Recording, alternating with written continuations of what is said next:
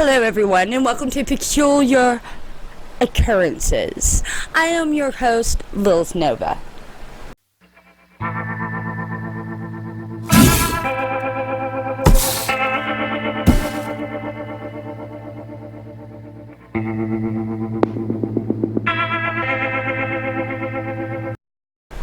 Have you heard of Tabby Star? Oh well, this is something you're going to want to know about. Tabby Star has NASA and astronomers all over the world up in arms right now. Discovered by astronomer Tabitha Boyer and her team of citizen astronomers, Tabby Star could be the answer to the question, are there civilizations more advanced than us or at the same rate as us in other parts of the universe? Though Tabitha is quick to remind everyone of this. Extraordinary claims require extraordinary evidence.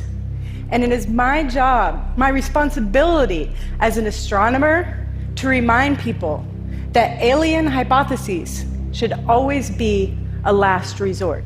Even with all that, they are calling this the most extraordinary star in the galaxy. And from the data that I have read, it truly is. It all started in 2009, when NASA launched the Kepler mission in order to find planets outside of the solar system. They accomplished this by sending Kepler out and having it concentrate on one field of stars. What may seem like a very small field of stars, and really is comparatively to the rest of the universe. But this field that you see here behind me held over 150,000 individual stars, which Kepler had the job of taking data from and sending data from each and every star back to Earth every 30 minutes. And Tabitha's team did this for 4 years straight until the Kepler mission ended. Now, Tabby Star was found somewhere around here in the Cygnus constellation. Now, before you can understand the readings that they have found with Kepler, you must understand Kepler. How does Kepler work? Well, I'll tell you.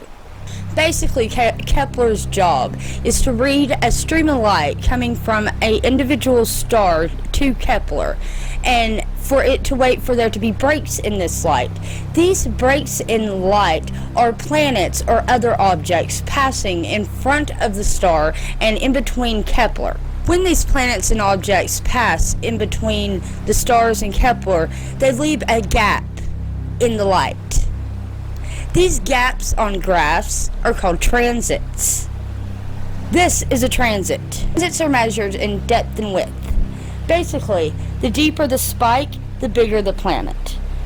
The longer the gap, the longer amount of time the planet or object stayed in the star's line of light, therefore cutting off the light from Kepler.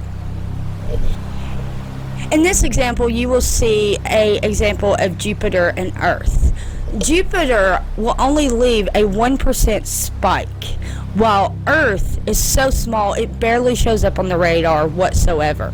That will be important information later. Now that we understand transits and how to read them, back to the data collection from Tabby Star. In May of 2009, astrologers made their first discovery, a really strange observation of Tabby Star. It was a spike like one Jupiter would leave, only this thing was massive, lasting a full week, while a planet the size of Jupiter would only last a couple of hours. Not only that, but if you notice here on the slope, the jagged edges and the incline is not smooth like you see on the Jupiter incline. This would suggest that the object that is blocking out the sun is not circular. The next big thing to happen with Tabby Star did not occur until March of 2011, when this pops up on the radar. Tabby Star dims by a whole 15%, blowing the minds of astronomers all over the world. This is the equivalent of 15 Jupiters.